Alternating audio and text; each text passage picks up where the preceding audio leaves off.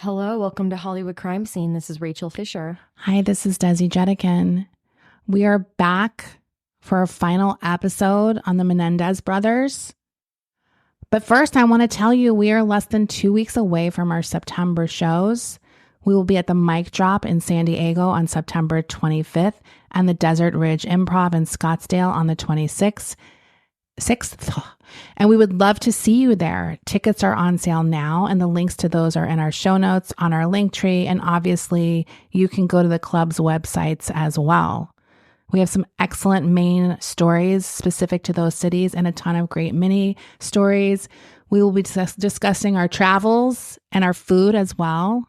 So it's going to be a very fun time. Yeah, I worked on our Phoenix episode today.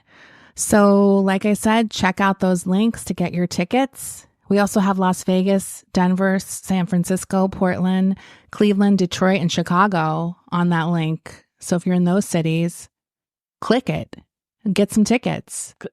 Did you know I realized that Cheyenne, Wyoming is very close to Denver? Is that why you wrote, if you live in Cheyenne? I was looking at all possible locations. For people it's only like an hour, 13-minute drive. So if we have 4 listeners in Cheyenne, haul your ass down there. Get in a carpool. I like seeing like where other cities, like if you're there, you could drive. Like, yeah. Do you know what I mean? Because we'd love to see you. We might have listeners in Wyoming. Also, as of now, yes, for this tour, San Diego is our only Southern California show. Right. So if you live in the Southern California area, come to our San Diego show. Yes. So anyway, I just wanted to get that out of the way. My sources for this episode are the same: Menendez Murders, Eric Tells All, a documentary, the book Menendez Murders by Robert Rand. And I also watched the Peacock documentary Menendez and Menudo, Boys Betrayed. I didn't finish it. Okay. But I got some of the relevant information. Well, maybe you'll return to it for our Menudo episode. Oh, we got to do a Menudo episode because they had some footage in this documentary. I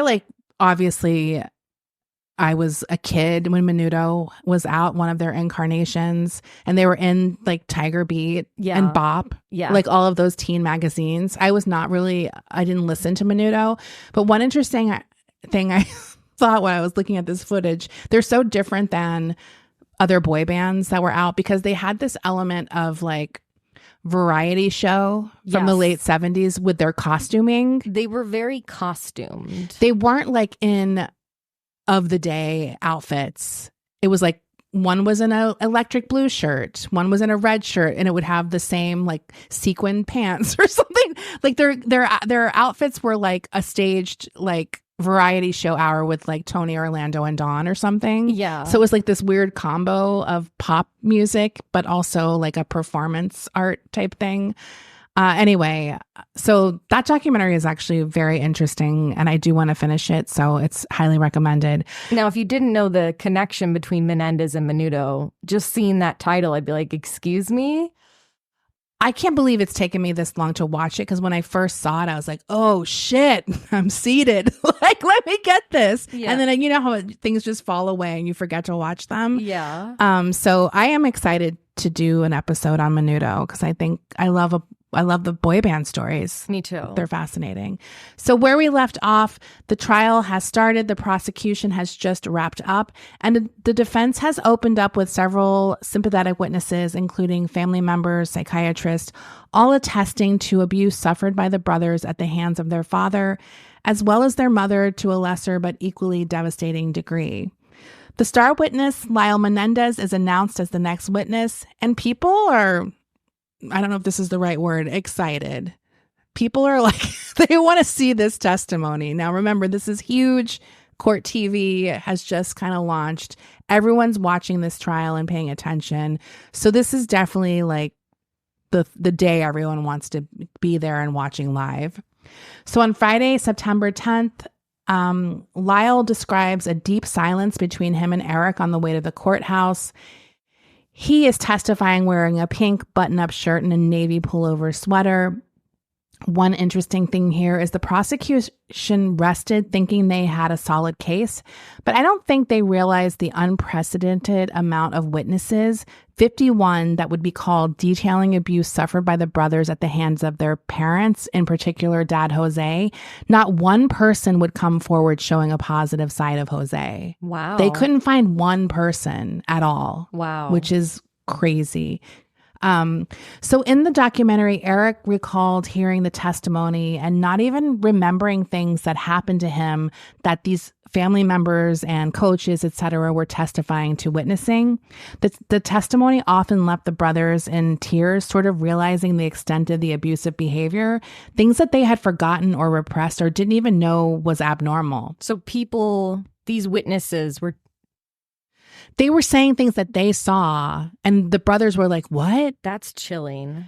And that's like a very relatable feeling when you don't realize things are weird.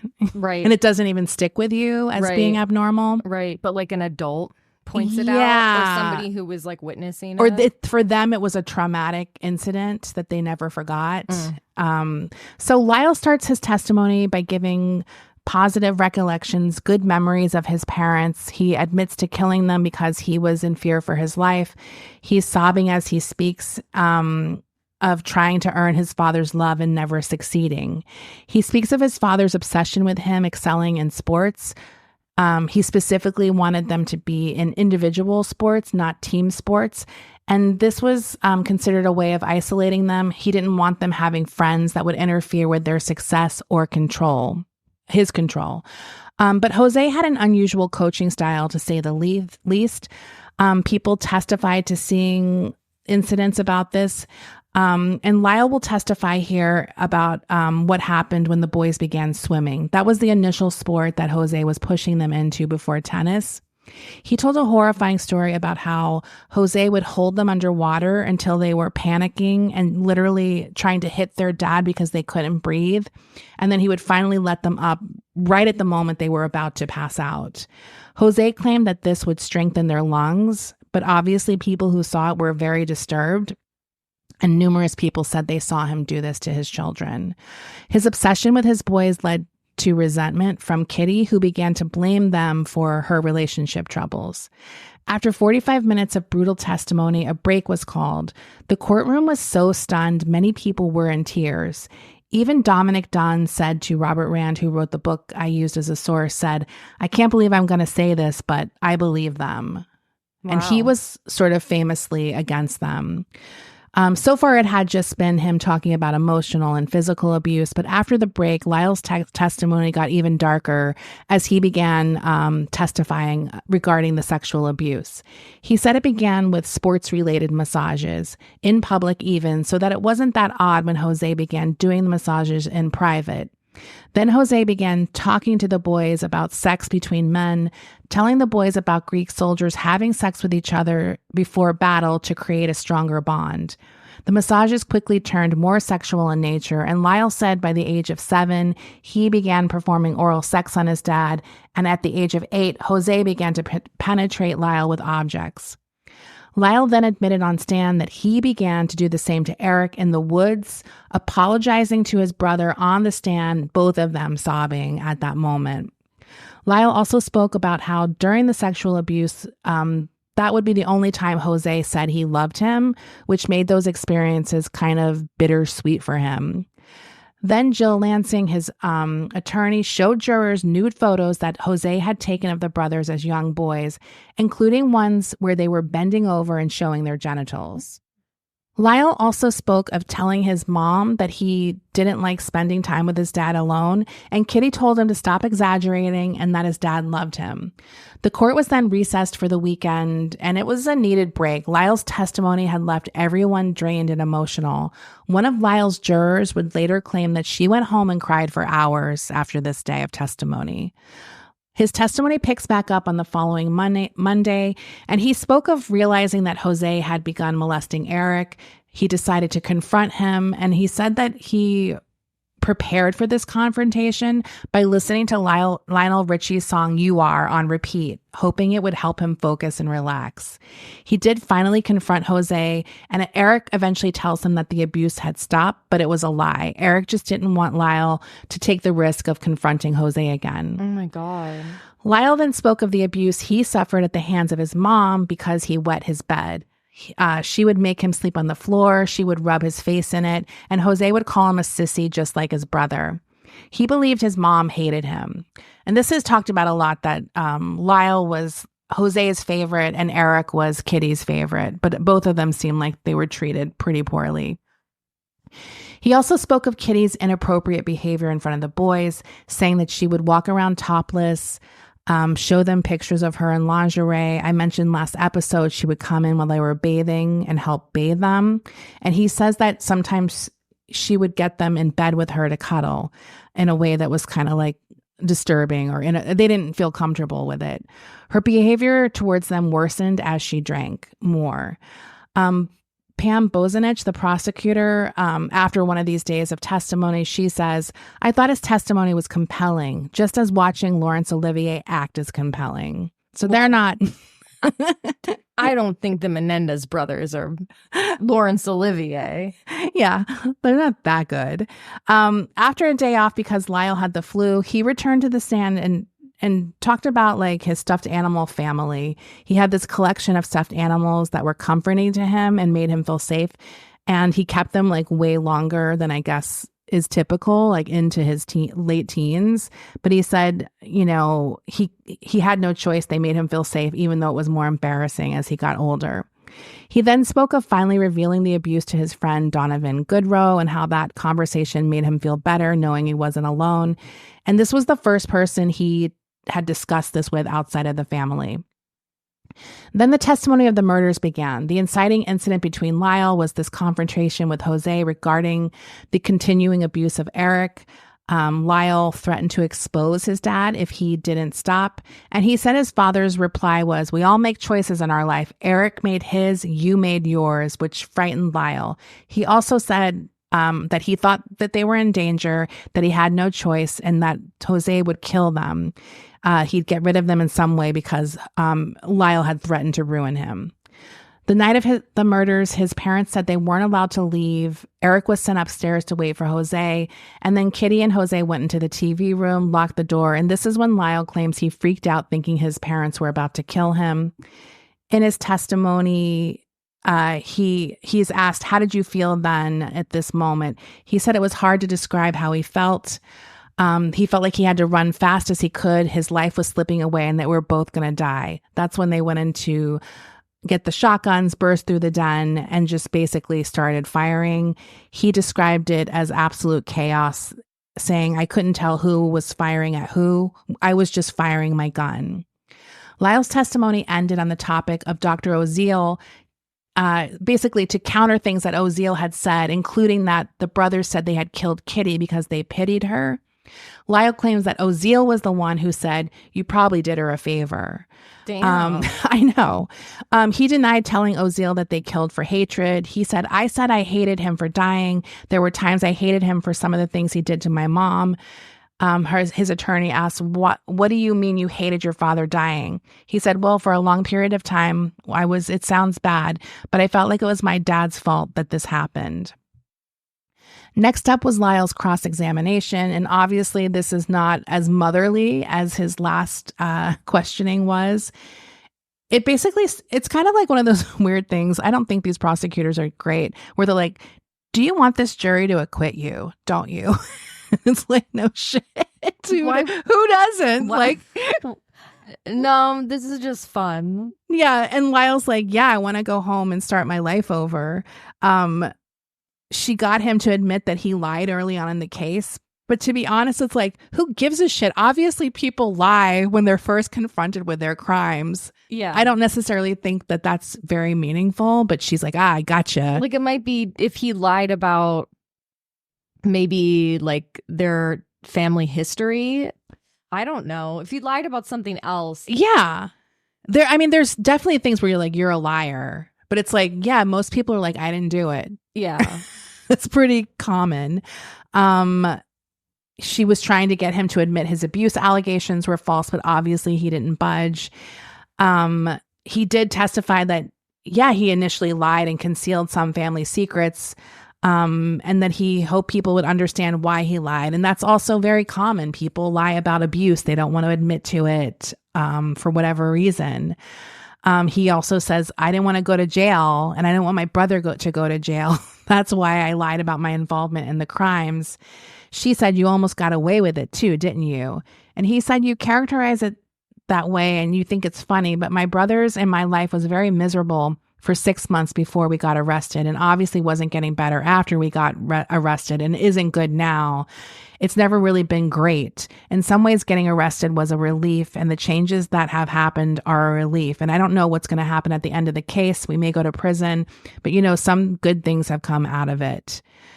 So she really failed in this interrogation. That night on court TV, the analysts were like, this is a win for the defense. This was not a good cross. So was she like, well, what about the Varney sunglasses Yeah. you bought on in Beverly Hills? Absolutely. Like, even that, they do question them on the spending spree. And he's like, to be honest, like, I was like depressed. I didn't know what to do with myself. We spent money like that regularly. Even though it sounds like a lot, it wasn't that unusual. Like, whatever. Like, they really couldn't nail them on that for whatever reason. Mm-hmm. On the third day of cross, he was pretty beaten down and exhausted.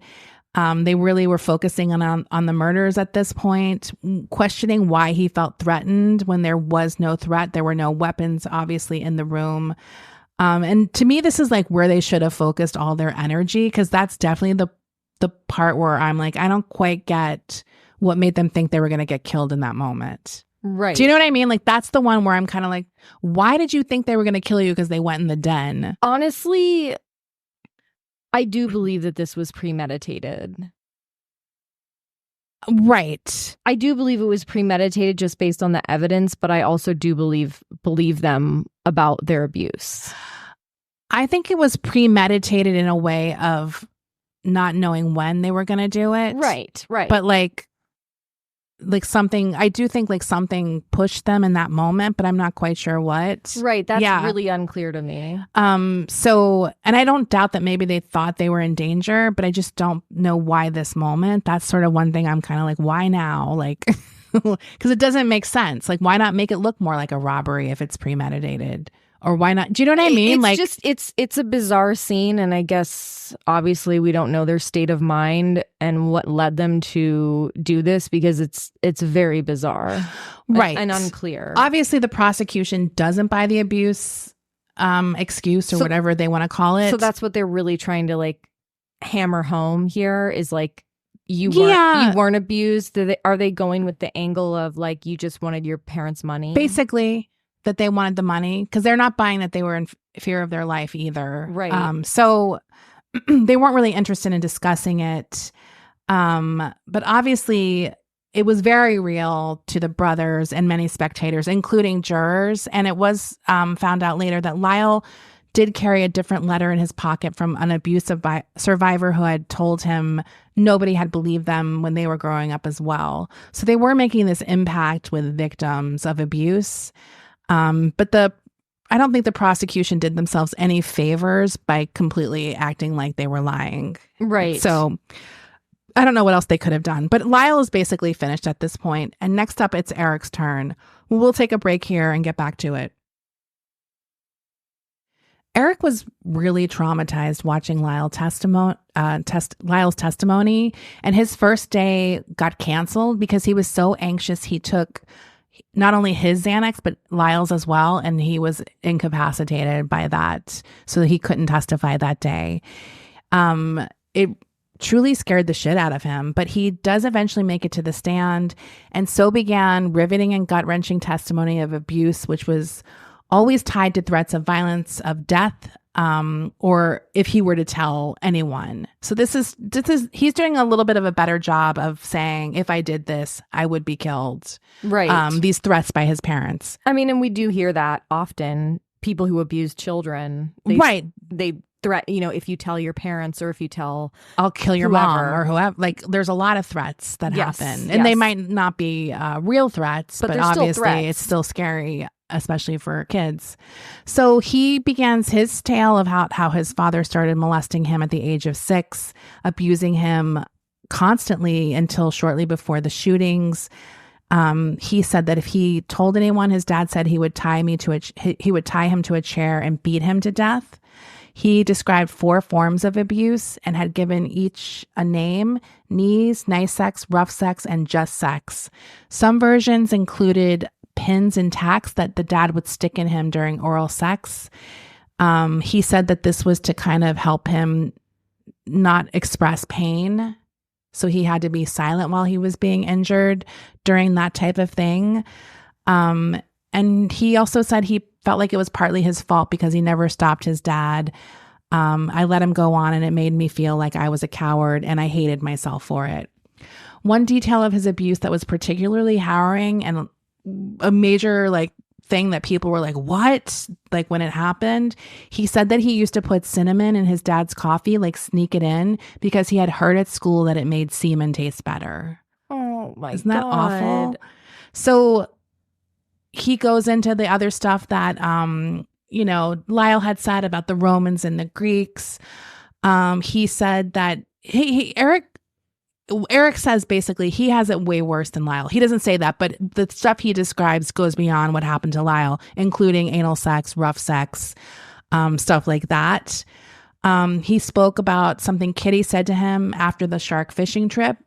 She said if he had kept his mouth shut, things would have worked out in the family. He took this as a death threat, according to him.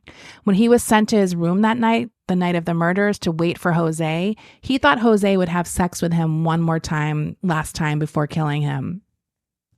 So I just want to make it clear how emotional and grueling it was to watch them both sort of finally unload all of these secrets, these family secrets. It came off as part testimony, part therapy, because they're just unloading all of the stuff that they've pretty much never told anyone in that much of detail on camera every day. Right. So they truly are crying, looking at each other, crying. Like I said before, jurors are in tears. People in the watching their live are crying. So the prosecutors and the investigators on this case are seeing all this, and they're starting to be like, we're in fucking trouble here because this testimony is effective. Right. People are feeling bad for these guys. After Eric's cross, which was pretty similar to Lyle's, his cousin Andy Cano testified. And this is to kind of speak to that debate I've mentioned before. Were accusations of abuse happening before the murders? So was this something that was existing before the murders happened? Did they tell anyone before them? Yes. So obviously we've heard other people testify to other abuse, but the sexual abuse was the one they were kind of looking for. According to the prosecution, the only other witnesses to this sexual abuse were dead, so they can't ask them. I mean, that's kind of annoying to hear because it's usually sexual abuse, the only witnesses are the victim and the abuser. Right. And obviously, even if they're not dead, they're going to deny it. So, yeah. It's kind of a weird way to look at it, in my opinion. Right. And I think people might be more willing to admit to somebody that they're being abused in other ways other than sexual abuse. Maybe that might be harder for a victim. Well, and it's famously harder for boys. Of course. Yeah. Yes. So Andy is brought on to speak to this because he had spoken to Eric about this. So he was there to say these allegations were not new. And he spoke of an incident when they were kids. He says on the stand, well, he told me his father was massaging his dick. Now, this kind of stuff, not this message, always makes me laugh when people are testifying and they just say dick instead of penis or something. This is a very serious matter, sir. I don't know why. I was shocked when I heard it. I was like, damn, girl. This is the defense's witness. Yeah. I would say to this guy, can you please use clinical language? I mean, it's kind of like if you heard someone say pussy, like it would just On be the like, whoa, stand. what? Maybe in another circumstance where sex abuse isn't involved. No. So he says that on the stand, and he's like, he wanted to know if this happens to every kid with a father-son relationship. Donovan Goodrow, we talked about him last episode. He's also back on the stand, basically having to admit that he did have this conversation with Lyle regarding molestation due to the tapes that Robert Rand had of their meeting. So he was kind of a reluctant witness and kind of was like, I don't really remember, but I guess I said it because it's on the tape. So it was like one of those type of things. Next up, we have another huge round of psychological experts, and they testified to why the boys didn't speak of their abuse before, why that kind of context living in that household might have made them feel so anxious about their parents killing them, particularly like why Lyle might have been so protective of Eric, and how many people who hadn't gone through what they did would read those context clues very differently. And I think that is true. We can never know like what exactly they thought, even if it doesn't make sense to us. I agree. I'm not saying it's true, but it's like, that's sort of like, so what the defense is doing here, it's called imperfect self-defense. And that is, I think California might be one of the only places where you can plea that. And that's basically when you're wrong, but you're wrong. You believe something is true, even though it's unreasonable that it is true. So it's like you have a misguided assumption someone's trying to kill you. Even though it's not possible. I assume there's a lot of stipulations for that. I think it's very hard to get a conviction with that. Someone said, like, an example of like an easy one would be someone pulls out a red water gun and you think it's a real gun and shoot them. Right. So that would be like a more, obvious answer. Obviously, there's a lot of other ones that are like, well, I don't know about that. Well, yeah. But that's what they're going for. Yeah, but I do agree with what you said about just their state of mind. We don't know what could have set them off just based on the level of abuse that these boys had endured, the amount of like trauma they had. Yeah, it's like we're not dealing with people who have had any sort of normalcy in their life. I mean, according to what we're hearing. And I actually believe it. So another side note here, Maria, Jose's mother, and Jose's two sisters, Marta and Terry, they're like there every day. But they're not exactly on the same page regarding the boys. Like Maria is like, by testifying to this abuse, they're killing Jose twice. Like she doesn't want them to testify this abuse. She's like, it's the mafia. I think the mafia did it. Like she's not even accepting that they did it. She wants to break them out of jail. Whereas Marta and Terry are like, no, Jose was like garbage. Right. Like they've testified, for the brothers earlier. So Marta actually begins talking to some of the psychologists because they're all like in the same cafeterias and stuff. And she starts talking to one of them and they asked her who Jose was like controlled by as a child, like who was the parent? And she's like, my mom. And then they said to her, whoever controls the child is usually the one who is abusing the child. So she's like, no, that didn't happen. Because there was speculation that Jose had also been abused, and that's why he was continuing this cycle.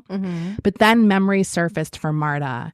She said when Jose was born, Maria declared him hers, and at the age of 3, when the dad would leave, he would always put Jose in bed with the mom before he left. She said that when she was 5 years old, one day she was standing in the doorway of the mother's room, and she saw the mother playing with Jose's penis. His penis became erect. He's like 4. So this is like a young child. It's not like a teen. And she's like, isn't that cute? And she said she remembered her mom fondling her brother's penis on multiple occasions, like when she was changing the diaper. But she said it made her feel really awkward, and that the mom would continue. She believed that possibly the mom was continuing this in the bed in other ways. And experts kind of backed her up, saying that they think there was something going on with Jose as well. So just a sidetrack there. Next up for the defense, Leslie Abramson did something really unexpected. It was a risky move. She entered into evidence the tape confessions that she had fought to exclude from the trial. So she basically kind of like, because the judge had reversed an earlier decision saying they were allowed now that the brothers had made their mental state a key part of their defense. If you remember, they had been disallowed earlier. These tapes with Dr. Oziel. Yeah. So there was like 4 tapes. 2 of them were actually the brothers confessing, and those were like not allowed. But once the brothers made their mental state a part of their defense, then they were allowed. Okay. I don't know all the ways those fucking things work, but that's how appeals happen, because people are like, this is bullshit. Right. So now they're allowed. So she's like, I'm just going to enter them and have my witnesses basically go line by line through them and kind of explain the mental state that might have contributed to what they were saying. The defense. Okay. So, and basically they're kind of going through this and they're like, yeah, this is consistent with people covering up their abuse. It doesn't mean that it didn't happen. Because basically there's no evidence of them in these confessions saying we did it because they were abusing us for our whole lives. It's just them talking about the murders. So next up was the final blow in this segment of sort of delegitimizing Dr. Oziel, and that was Judelon Smith being called to the stand by the defense. She's basically there to assassinate his character. That's what they want out of her. So the defense is kind of like, they don't even give a shit. Their whole thing is like, let's just make this whole sordid affair between Judelon and Dr. Oziel so irritating. The jury's like, I don't even want to fucking deal with this testimony. These people are all crazy. And the prosecution, their counter to this is they're going to make her look like a vindictive flake. So they're basically taking her down in that. The majority of their questioning is like, didn't you want to marry him? Like, you did all of this because you wanted to marry him and he wouldn't leave his wife for you. It's like that kind of stuff. And at the end, they say to her, you wanted to have children with him though, didn't you? And she's like, I did not want children that looked like Dr. Oziel. And the courtroom dissolved into laughter. Well, yeah. She like burned his ass. So that testimony kind of like was like, wah, like it kind of went nowhere. Which is good for the defense. So Leslie Abramson at some point says, I hate to say it, it's all over, but I guess that's it. The defense had rested. It was 5:20 p.m. on Friday, December 3rd, 1993. There had been 101 witnesses, 405 exhibits, over 85 days of testimony for 2 juries. So this was basically going from summer to almost winter. All sides gave their closing arguments, and mid-December 1993, the case was in the hands of the jury. Now, this case from the start was really clearly split between men and women. Men did not even believe the abuse happened, much less that it would be an excuse for murder, whereas women believed it and were more sympathetic to the brothers. This was within the jury room as well, not just in the public opinion. The jurors are pretty much 6 and 6, men, women, both of them. And they're divided along the same lines. So when Lyle's jury, they do like that first vote to see where everyone's at. It was 6 men for first degree murder and 6 women for manslaughter. Wow. And manslaughter is the charge when you do that imperfect defense. Right. So Eric's was the same, 6 men for first degree, 6 women for manslaughter. And the men went so far as to call the women ignorant asses after this vote. There are some real dicks on this jury. And of course, they're guys. Wow. Just saying. The guys are pissed at the women for being soft. So Lyles remained 6-6 on the second vote, but Eric is kind of making progress. 2 more joined the manslaughter side. But as I mentioned, there was this one guy named Jude who was just like, I will never. He was like, you could not persuade him to change his vote. Some men, and I think it was Eric's jury, they began to they're like thinking of everything they can to convince people. And they're like, the brothers were lovers. So they're the ones who bring this up for the first time that I can see. They claim that Eric learned about gay sex through his own homosexual experiences, and that's what he used to create this account of Jose abusing him. Are they just allowed to like extrapolate? I mean, I don't think so, because then they asked, they're like, can you give us all testimony that alludes to Eric's homosexuality? But And I was like, I don't think there was any. Right. Like, that's not in the evidence. You're only supposed to look at the evidence. Exactly. So many of the pro-manslaughter, aka the women, said the men couldn't prove any of their motives for first degree. So they were like, he's actually gay. And the women were like, well, even if you could prove that, it wouldn't matter. It doesn't mean he's guilty. Like, it doesn't, you know what I mean? Like, right. So it was that kind of bullshit going on. After several more votes, Eric gets up to 9-3 for manslaughter. But both juries eventually admit to being hopelessly deadlocked. In mid-January for Eric and late January for Lyle, the judge announces mistrials. Now, an interesting side note, in between these two mistrial announcements was when the Northridge earthquake happened. And that's why there was a delay between the two mistrials, because the courthouse had structural damage and the jury was basically off for a week while they fixed it. Yeah. So DA Gil Garcetti, we all know that guy, he immediately announces that the two will remain jailed and retried. This was just another humiliation for the prosecution's office after having a string of recent failures to prosecute, including the cops who beat Rodney King. The media is all Menendez for the next few months. Alan Dershowitz is everywhere denouncing the abuse excuse. He eventually writes a book on it, The Abuse Excuse. It's literally called that. What? Yeah. But all of this is about to take a back seat when LA's next big crime story drops in June of 1994. Another soon-to-be failure for the DA's office, the murder of Nicole Brown Simpson and Ronald Goldman.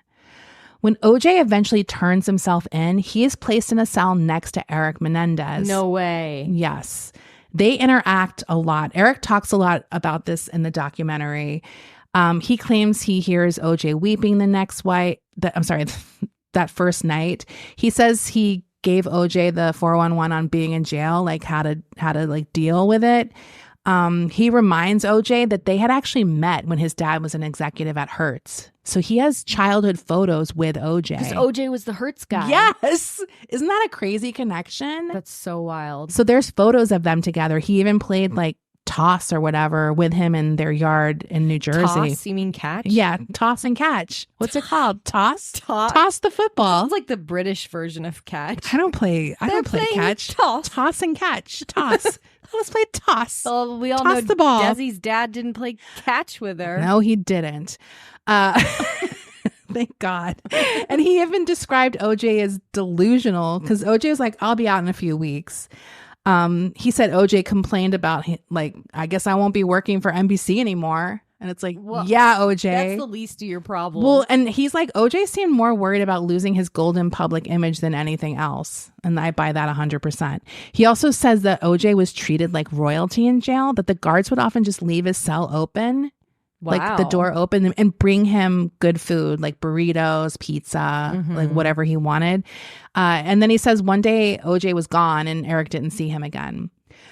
But the Menendez brothers, you know, they were kind of famous now, but, you know, on their own. And they had their own fans. Obviously, they had a lot of abuse survivors writing to them, thanking them for their bravery. And of course, they had their little groupies. Right. As all remotely attractive male accused murderers get. These women are going to fix them. So women would send them nudes, horny letters. They would visit them, call them because they get their little calls. And Lyle had a pen pal visitor named Norma Novelli who will play a role in the next trial. And she visits him a lot, calls him a lot. She's like in her 40s. She showed up at the trial as a support for him. She takes extensive notes of their conversations and records many of them. And yes, she is writing a book. So she will kind of screw him over in a bit. So in the story, she's writing a book. In the story? I mean, like where you are. Yeah, she's like doing all this to write now, a... Yeah, in 2024. No, back then. Back then. So she's like, I'm writing a book. So she's getting all this information. Like he's confiding in her. Oh my God. And the book will be called something like Lyle's Diary, Jail Diary, or something like that. That is so trashy. It's so evil. So Lyle would also meet OJ Simpson because he got moved next to Lyle at some point. And he's like, I explained to him the difference between manslaughter and first degree murder.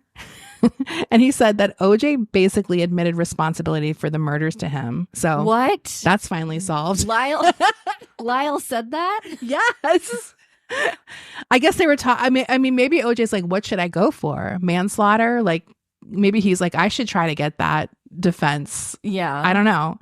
So when it's announced that the death penalty would not be sought for OJ, Leslie Abramson is outraged because she's like, this is political. Because why are these brothers getting and this is like, honestly, the thing about the death penalty, which I'm against, that really fucking sucks. Because it's like, it's so random sometimes. There is no rhyme or reason. It's like, give me a reason why he wouldn't get the death penalty and the boys would.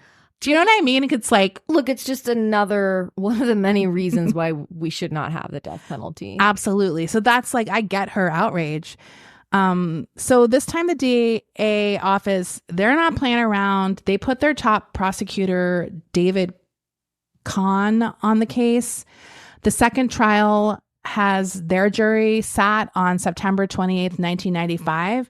And a few days later, OJ is found not guilty. So Leslie is like, fuck. Now the DA's office is like, we have got to get these guys convicted. Right. Like, they cannot, this is like a huge fucking loss for them. She's bracing herself for what was about to come because she's like, we're fucked. And almost immediately the judge begins doing some shit that a lot of people will point to when they say the second trial is unfair. He immediately says there will be no cameras in the courtroom. Then the judge ruled that the testimony regarding sexual abuse would be limited. Whoa. Only evidence that backed up their claims of being scared for their lives that day mattered or could be allowed in. So we wouldn't be getting any context of this history of abuse. This would eliminate like half of their 51 witnesses that they had in the first trial would not be testifying. So would they still get witnesses that were like, yeah, he was a dick? I don't think they had that many. No, because a lot of those people went into like maybe some of the coaches. That's what I mean. Yeah. But they wouldn't get anyone who would testify to any kind of abuse? I think it was particularly the sexual abuse. Okay. So prosecutor David Kahn also obviously had other advantages. He knew what to expect. He was prepared to challenge the brothers' claim of abuse, which didn't really happen the last time as much as it should have maybe. He wanted to focus the majority of his case on the horrific murders. And with the abuse gone, all that was left really were things that were like along the lines of, my daddy made me play too much tennis. And it was really hard, which is obviously not as sympathetic as the other stuff. Yeah. Another advantage that they'll end up getting in this case is one of the most powerful moments from the first trial is out. Lyle will not testify. And the reason that this happens is because that woman recorded these conversations.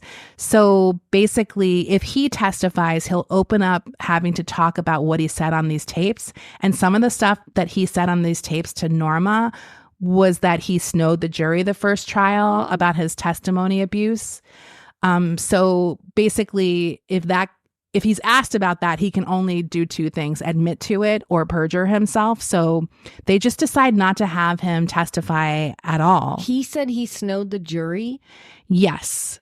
So, and this is like, who knows what was happening in these tapes? Like, is he beefing it up? Is he like trying to be cool? Is he trying to like what's going on here? Why would he say that?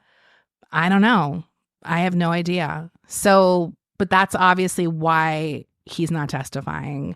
So as I mentioned, there's only 25 witnesses this time around. Leslie Abramson calls it the Reader's Digest version of the first trial, but the judge has one more blow to the defense. On February 16th, Judge Weisberg, who was the judge in the first trial, by the way. So the fact that he's changing all these the second time around is what people are like, well, why was it okay the first trial? Yeah. So he rules that there's insufficient evidence that the brothers were in imminent danger when they shot their parents. So the imperfect self-defense jury instructions that the defense wanted to be read to the jury won't be read. They can't use that argument anymore to try to get a manslaughter charge. The only thing they could argue was that they shot Jose in the heat of passion, but they weren't allowed to use that excuse for Kitty. So he said there was insufficient evidence to show that Kitty had provoked her sons. On March 1st, the jury began to deliberate. And on March 20th, the verdict was in. The jury convicted the Menendez brothers each of 2 counts of first-degree murder, as well as conspiracy to commit murder. There were 2 special circumstances attached to the murder: lying in wait and multiple murder, which, by the way, OJ could have gone to if they wanted to seek the death penalty, because those are accurate for him as well.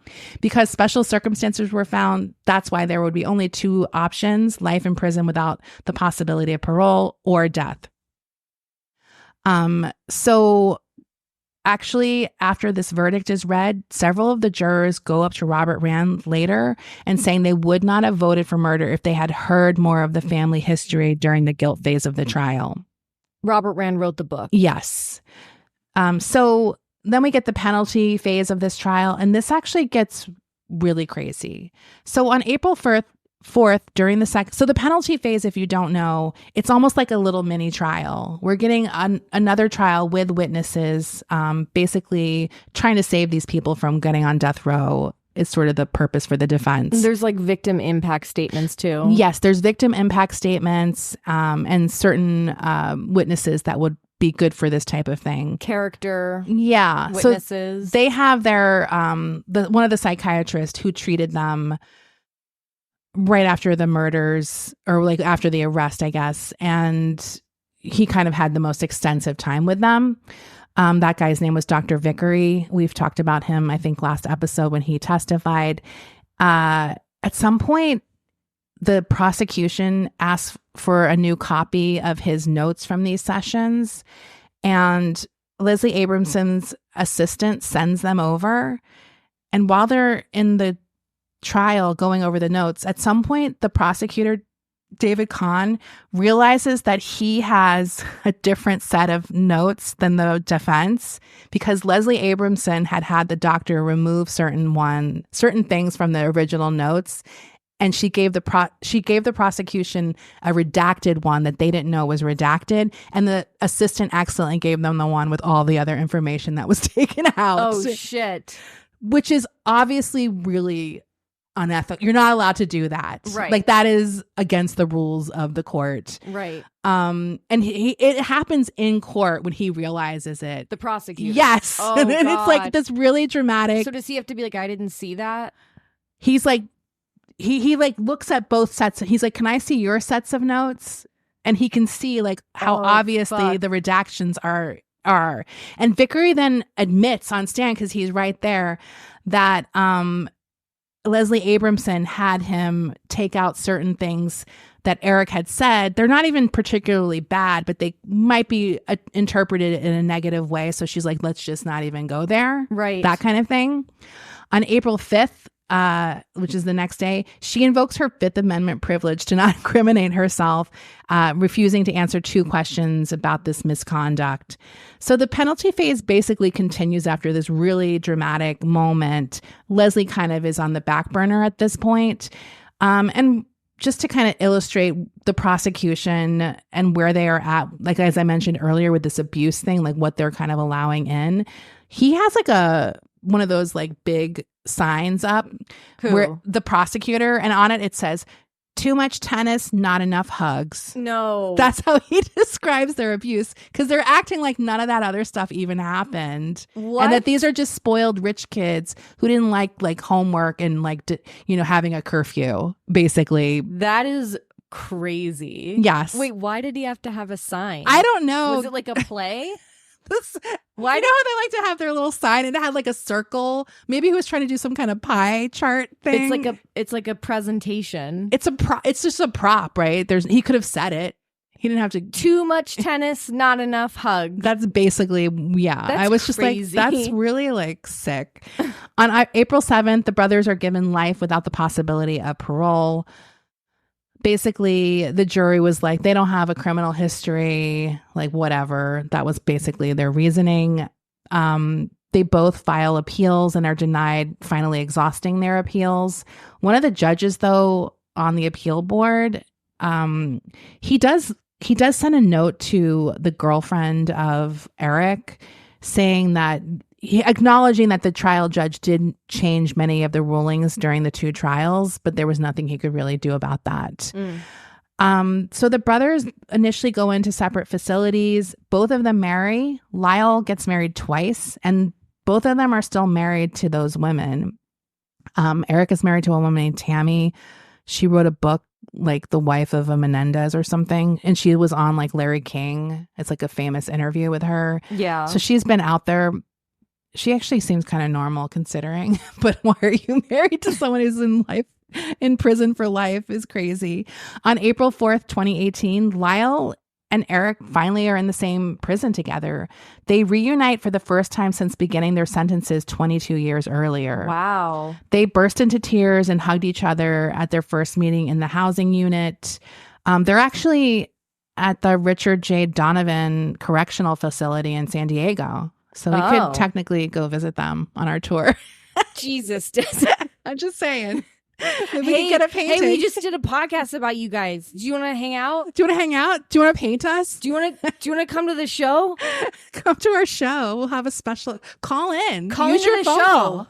We'll give you we'll send you Menendez. some pack of cigarettes or something. Whatever you want. So they're actually I have to say they're doing a lot of good in prison. They work in education rehabilitation programs. They help people in NAAA. And Eric runs the hospice center at the prison, caring for dying and elderly patients at the end of his life. He is still painting. In the documentary, they showed a bunch of his paintings. He's gotten much better since the Kathy Griffin one. Oh, right. I will say. And him and Lyle painted a mural like in the prison. So, I mean, they're trying. I will give them credit for that. So on April 18th, 2023, a segment on the Today Show promoting a new docuseries, the one I mentioned earlier, Menendez, Menudo, what was it called? Boys Betrayed or something? Ex-member of Menudo named Roy Rosario stated that he had been drugged and raped by Jose Menendez when he was visiting the Menendez's New Jersey home and he was 14 years old. He saw a picture of the president of RCA and he said, "That's the man that raped me. That's the pedophile." In May of 2023, the brothers filed documents seeking a new hearing based on this new evidence that showed their father had molested this boy band member. So basically, they're using this to get an appeal because it sort of backs up what they had been saying all along. And this documentary also leads to an investigation into the man who created Menudo, Edgardo Diaz, who Roy accuses of sexually assaulting him as a teenager. And he also claims he did other members and other boys. So this criminal investigation is happening now, and it's the first one this guy has ever been under. Wow. So wow. Yeah. I had no idea this documentary had so much impact already. But yeah, that's the end of that. Well, no, it's not. This is ongoing. I mean, the end of the show. Okay.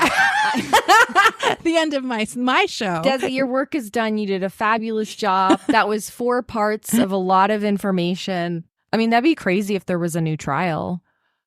Honestly, like, it has been interesting revisiting this case in such an in-depth way. And now it's been so long, you can kind of see what they've done with their lives. And it does make you think about, like, reformative justice. Restorative justice. Yes. And, like, reforming people and getting them back on track.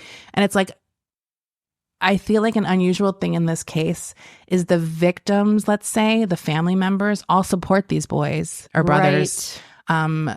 So you don't have like where a family member is like, no, never let them out, which you kind of have to almost, you can't say anything against that, right? Right. When you killed someone's sister, it's like, yeah, of course they have a right to feel that way. Right. And we don't want to hurt them.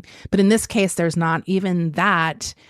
So you just have to wonder, like, what is the best thing to do here? Right. What is the best? What's right? What's right? And is there an out for people, or is it just over once you do something like this? Yeah. At such a young age. I mean, Truly. I also believe in restorative justice. And I think there are countless people who are in prison who shouldn't be there anymore, or maybe shouldn't have needed to. I mean, not like, serial killers, but like people who obviously drug offenders, like people who aren't hurting anyone or aren't going to hurt anyone on the outside. I mean, that's the key, right? Yeah. They're not going to, I truly don't believe these guys are going to hurt anyone. Well, do you know what I mean? Come on down to the comment section on Instagram if you want to yell at us. I'm not even saying what's right or wrong. I don't know. Right. But I think this is an interesting case because it does make you think, like, maybe people just believe it doesn't matter. You killed someone, you're done. Right. I mean, I don't know. I think a lot of people do think that. And I'm not saying I think that at all, because I don't. I don't think that necessarily. I definitely think there's cases that is very true. And then it becomes, how do you decide? But I don't know. Well, I'm not like, hey, let's get Ed Kemper. No. I'm not itching to get someone like that. No, of course not. I don't think anyone is. But it's like, and obviously maybe there's people I feel like, and then there'd be a victim who is like, no. And, there is part of me that is like, I don't really care if people kill their abusers. I'm not saying it for this case, but in general, when a mom kills the guy who raped her daughter, I don't give a fuck. Like, if it's 100% true, right? Like, yeah. I don't want people being vigilantes, but it's not the top of my priority list to get that woman in jail. I'm like, okay, he fucked your daughter. He had it coming. Do you know what I mean? Like, you hear those examples of people killing their abuser or their children's abuser, and you're kind of like, it. You're like, put me on that jury. I got something to say. I'll help you out here. Wow. Don't be vigilantes, though. I don't want to be responsible. We're not promoting anything on this podcast except for our tour. That's absolutely true. Come see our tour. Come see us. Okay. We'll be back with other stuff next week, finally. We got a real exciting episode next week. Oh. Ooh. I'm nervous. Oh, you are? Yeah. Okay. Well, now you've put even more pressure. All right. We'll see you very soon for the mini episode. Bye.